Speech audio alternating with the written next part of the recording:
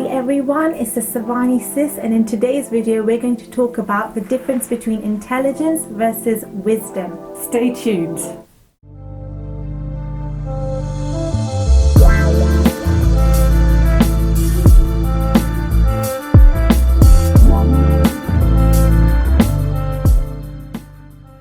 Hey guys, welcome back. So I want to talk about the difference between intelligence versus wisdom. There is a fine line between two of these concepts, and it's very easy to get confused between the two, and they can overlap and people will think, this is wisdom, but really it's just intelligence.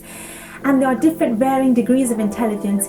You get academic intelligence that is taught to you in schools.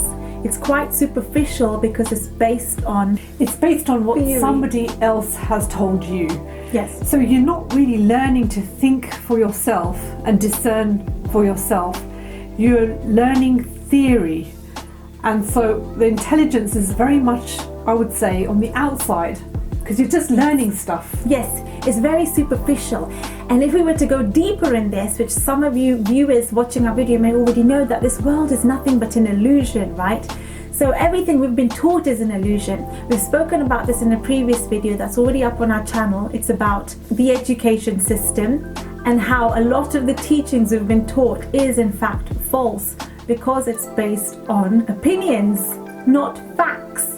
The only fact is your attitude, which we have also talked about in another video titled "When Your Attitude is Right, the Facts Don't Count." Now that is actually what true wisdom is.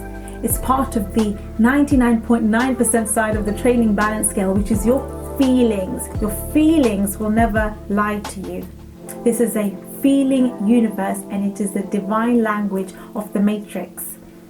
Another definition of wisdom is having a memory without the emotional charge. So what you have done is you have an unpleasant memory, for example, but you've overcome it because you no longer have that emotional charge. You're no longer attached to it. You remember it, but you're no longer attached to the feeling of it. You've actually overcome that and you've learned from it. So wisdom is when you learn from your past. You don't learn from it if you're still attached to the emotion because you're still stuck in that state. So wisdom can also be that, but wisdom is also ancient. It's based on universal truth. It's a higher truth. It's not something that a textbook has just given you some facts. It's something you learn from experience. When you read lots of books, some of them come from a place of deep wisdom, and some of them are just a bit of theory, a bit of knowledge, or just a few opinions. Exactly. So if you have A-star grades on your academic report, or you scored A's in your GCSEs and A's in your A-levels, many people outside of you would think that you're a very smart person, you're a very intelligent person, but that person may have zero wisdom, no life experiences, no spiritual awareness. Yeah, they can recite something from a textbook, word for word. Let's say they memorize an entire textbook, but how is that going to translate into their life experiences, and how they're going to truly embed this into their world? And so sometimes we learn a whole load of facts and most of them are useless. What are we going to do with them in this world, in our life, and how are we going to enhance our life in terms of spiritual and personal growth and activating Sukha? How is that going to help? So really the most important thing to gain wisdom is actually to go within, because that's when you actually tap into higher truths. It's not from a textbook. You can use books as inspiration, because we do say that reading books really does help you to also activate Sukha, but ultimately the truth is within yourself. Yes. Because going off on what Minal said, Buddha said that there is no cause in life than to feel joy and gratitude. That is your true purpose. Tapping into wisdom is actually following your life's purpose.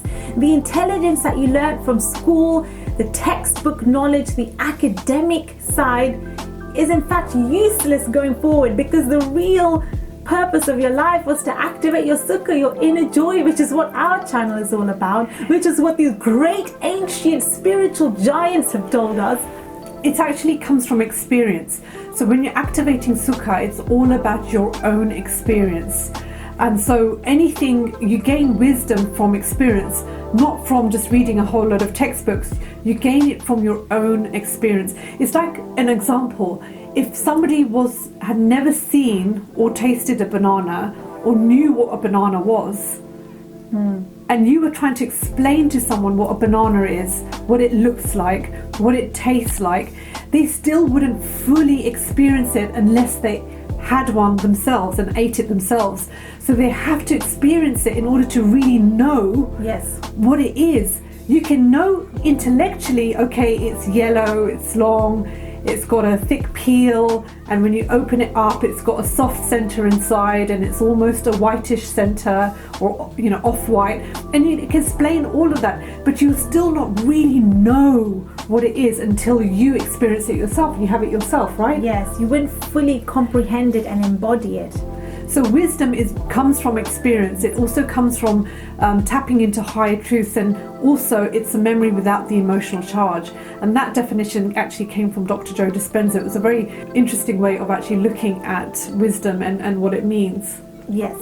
So I hope that was a cute little inspiration for you and it helped you to define the difference between wisdom and intelligence. So if you want, subscribe to our channel, give us a like, and stay tuned for some more videos.